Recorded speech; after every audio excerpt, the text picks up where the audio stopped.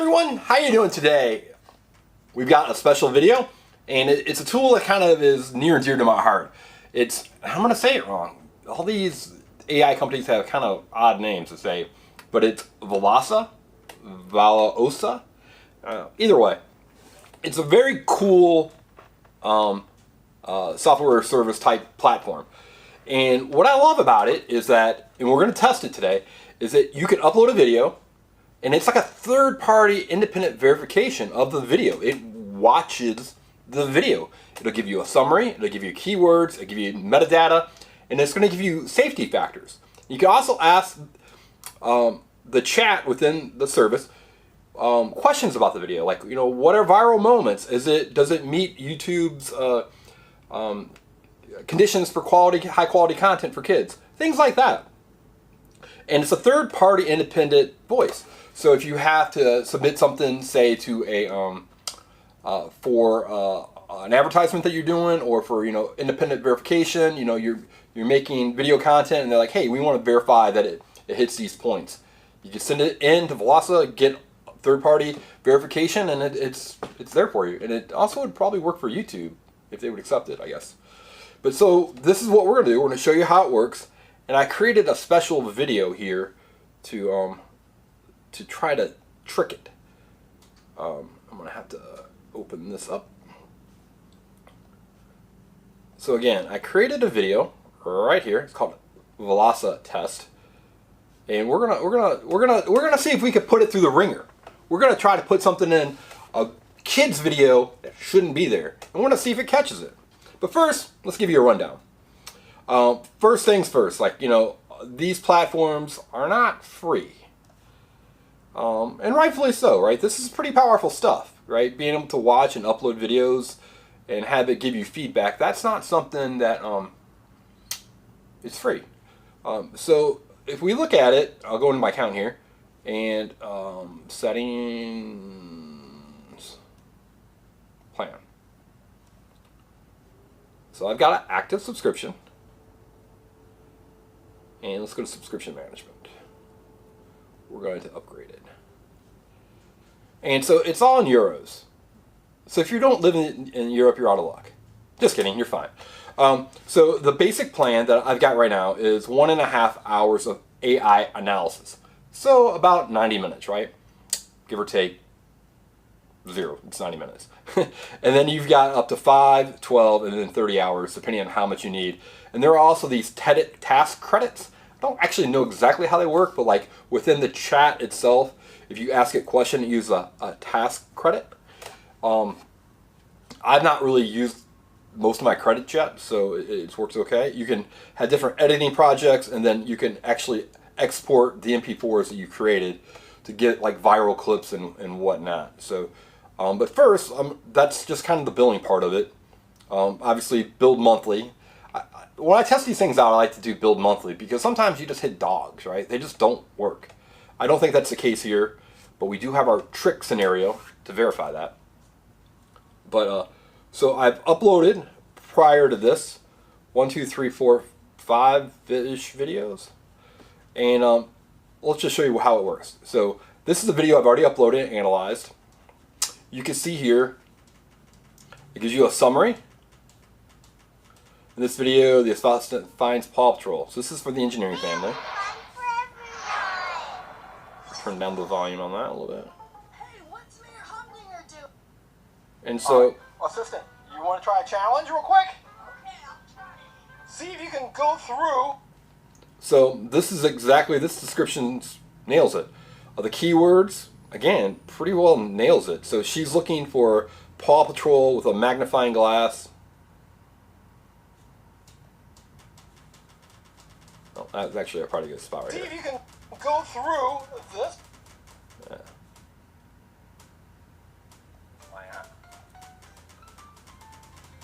So she looks for stuff through a magnifying glass, basically is it, and then she picks them up. And so the keywords are, glasses, lenses, magnifying glass. We talk about the science of how magnifying glasses work. So it's right. Visual description. So again, it gives you a nice visual description of what you actually see in the video. This right here, I'm not going to force you to watch this whole video. Spot on, right? Visual tags, it's all right. So while we're doing this, let me go ahead and upload our trick video, right? So we can get processing. So we're going to select a language. So we're going to take a little detour here. All right, and we're going to send the file. Got it? All right. And then you can see when we go to video uploads, it's actually uploading so that, boom, 17%. So we're going back to our AI report here. Same video. I just want to show you that it takes a bit of time for the video to upload and analyze. And what they say is a 5-minute video will take about 7.5 minutes. A 20-minute video will take about 30 minutes. So like 1.5 times the length of the video is how long it'll take just to analyze it. Doesn't count your upload time. So the video I'm uploading is like 4 or 5 minutes. So we're going to give it a little time. So visual tags, this is the thing that it sees. Categories that would fall under for like YouTube, pets, sports, dogs, food and drink, because the video is about, you know, like they drink something to get small. So our video has been uploaded. That's good. Person, these are the people that we talked about in the video. Most of them are right. We didn't talk about a yay person. I don't know who that is. And then location. There was no location called Humdinger, but that's all right. All right, and then I uploaded it at 720, 1280, 720, and that's just for this particular video. I did it just to save time. I'm not actually going to export this to anything. I just wanted to analyze the video, so upload a smaller video and it uploads quicker, obviously. All right. So now let's go to keywords and categories. And we can look at, we're going to find out if there's anything dangerous about the video. So we're going to go to the chat and analyze content. Check sensitive content. All right. So it's thinking about it. And so again, this is great for third-party analysis, right? If you have a project and you have to submit it to a company to get it approved, and they say, hey, you have to avoid these type of topics, instead of you just saying it, you can submit a report. And I think that that's, from a brand safety standpoint, I think that's going to give them a level of security and maybe differentiation that a lot of people don't have. So right here, this is how quick it was. According to the content analysis, the content is very low levels of sensitive material. Specifically violence, 0.16, sexual content, 0.05, guns and weapons, 0.03, explicit, 0.02, and banned language and hate speech at 0.02. These levels are extremely minimal and represent a non-serious, kid-appropriate context. All right, and let's ask this. Would this video meet YouTube's criteria for high quality, made for kids content? And this is the key, right? I mean, if you don't make made for kids content, this question right here is the difference between being monetized and getting demonetized. Straight up, right? There is no more important question to ask than that. Hey, does this meet the quality standards for YouTube for made for kids content? Because if it says no, better not upload it. And I'm praying it says yes. It really should. So we're gonna see if this one fits, right? And this video should, right? It's an uploaded video that we already have.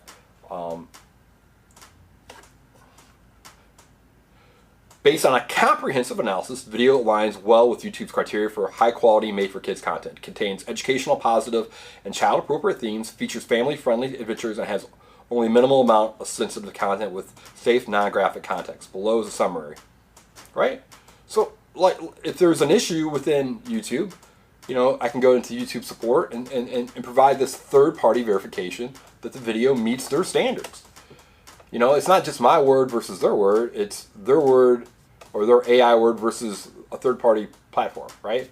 So again, I think this is very, very useful in the context of, you know, making sure that you meet standards. And again, you can ask for lots of other things in here. I'm going to try something I've not tried before. What is the funniest moment in the video. And again, you can do some of the stuff by uploading it to Google Gemini, but this is so far beyond the results I've ever gotten from Gemini. Just so far beyond. Gemini hallucinates a ton. It misses context a ton. And basically, if you ask if it's going to meet made for kid content, made for kids criteria, it will say yes 100% of the time. It just, or 100% it won't. It gets into its channel of thought and it just goes with it. So again, go back to it. This video is well suited for YouTube Kids platform and family viewing. Oh, right here. This is great, right? One of the funniest moments happens when the assistant, if you've ever seen The Engineering Family, you know who the assistant is, and Waggles tries to go through a colorful wiggle worm tunnel, resulting in giggles, playful instruction, and some silly laugh out loud mishaps as they encourage Waggles and friends to make it through. This scene features plenty of lighthearted dialogue, giggling, and playful antics, which is exactly what we were going for when we made the video. And then we can actually pull this clip out right here. You gotta wiggle your way through it, assistant. Waggles is sitting on top of it. Look up. Wait, Waggles, you're not in a great spot, buddy. Are you stuck? You gotta get through it, assistant. So again, it's just spot on, right? So, but the question is, did it find the problem I have in the special video I created? So let's see where it's at. Right now it's processing it. Since we got a little bit of time, let's show you what that video actually has on it. Alright. So this is the one that I created before. The video is about if you get brain freeze from eating ice creams, how do you get rid of it? And the answer is you put your tongue to the top of your mouth. Science to be found, ice cream high, 3 scoops tall. This is not AI generated, this is actually that was AI generated. That ice cream part. So fast, cold like a rocket blast. Suddenly my head goes freeze, brain yelling, hey, what's happening, please? So he starts thinking, saying, Your mouth is sensitive to cold. right. Tiny blood vessels, brave but bold. When ice cream hits them way too fast, they squeeze up tight. Alert! Fake blast. And now we have Texas Chain Saw Massacre. Right? 180. So we got a little clip from Texas Chain Saw Massacre. I'm not going to force you to watch it. Definitely not kid friendly. Back to our ice cream video. Those little vessels shrink from cold. Your brain, cold ice cream was the cold ice cream was the big mistake. Eat too fast and your brain will shout, something's wrong. Check them out. Brain freeze, don't you fear. Science has. So don't worry, we're not actually going to post this anywhere but right here. Warm it up and you'll be. Brain freeze, ooh, that ache. Cold ice cream was the big mistake. Eat too fast and your brain will shout, something's wrong. Check them out. Brain freeze, here's. Alright, so you've seen it. Now, do you think it's going to catch it? It's processed the report. I don't actually know. I've not run it. So let's see. Loading overview.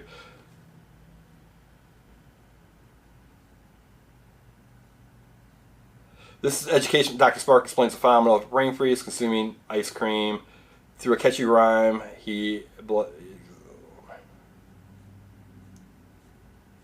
Alright, so this is actually right in context of the video.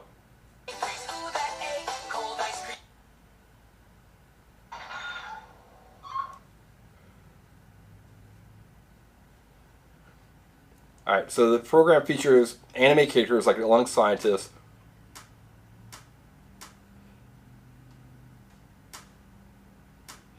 So scenes alternate between the laboratory setting and showcasing the character's enthusiasm for science in an outdoor setting. So the outdoor setting, I guess, is what they talk about the Texas Chain Saw Massacre. So this is kind of crazy. Human anatomy, animal anatomy, primate anatomy, human body parts. So it doesn't explicitly say right now anything about the Texas Chain Saw Massacre. All right, well, let's see. But it does catch it here, right? So sensitive content, violence, 5.47, guns and weapons, explicit content, injury, hate speech, bad. So it does catch it, right? So it is there. It is interesting that it missed it in the summary, but that's okay. All right, so now let's go to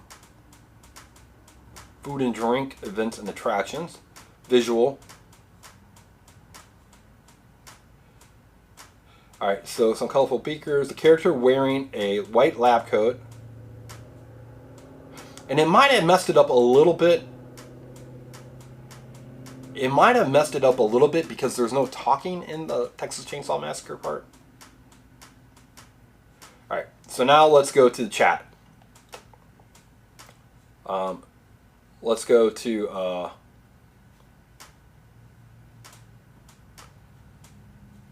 analyze content, check for sensitive content. All right, so this is where it's going to be the rubber meets the road, right? If it says it's fine, and again, there's no blood in the Texas Chainsaw Massacre part. I was trying to find a nice balance. I mean, it's actually kind of hard to find a part of it that's real bloody that you can't have. All right, the video contains minor sensitive content that is identified by automated analysts. However, these are system detected proportions, do not necessarily mean. All right, so is there a scene from the Texas Chainsaw Massacre embedded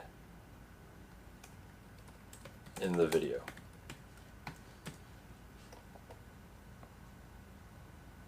Now, there was no bad language in it, right? Death, there was some death. Guns and weapons, you know, he has his chainsaw out.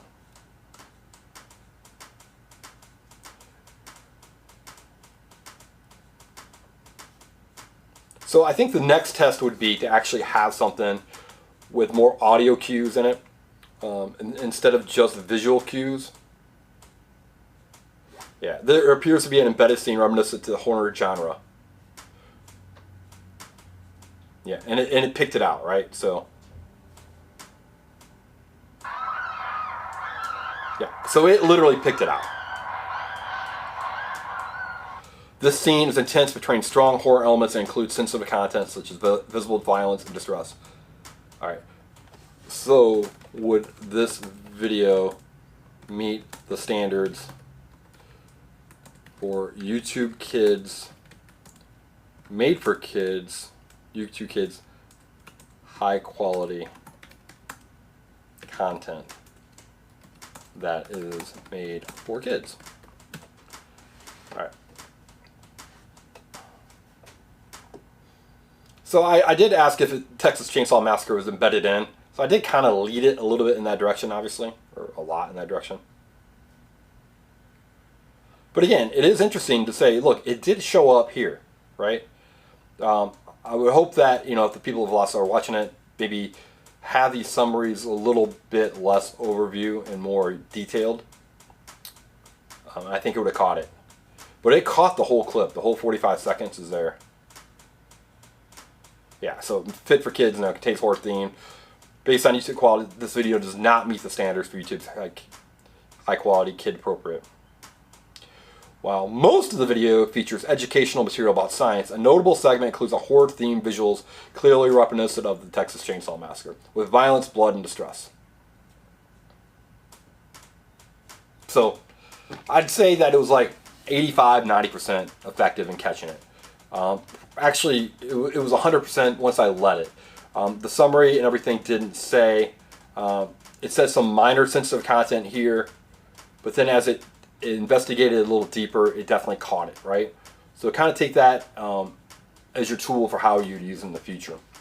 So, so I would say our sensitive content test was about, I'd give it like a B plus on it. It caught it, but it took a little bit of extra prompting for it. But I think that's good, right? I mean, there's room to improve, but it didn't miss it altogether. It definitely hit on these percentages right here, and that violence at 5.47% and guns, and that tells you right there you need to dig in deeper, right? Just right off the bat.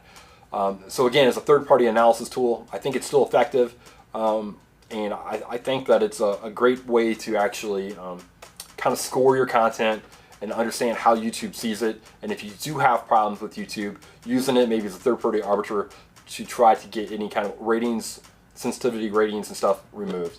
Again, the clip I used was good, I think, but maybe not as good as it could have been because there wasn't a lot of dialogue in it.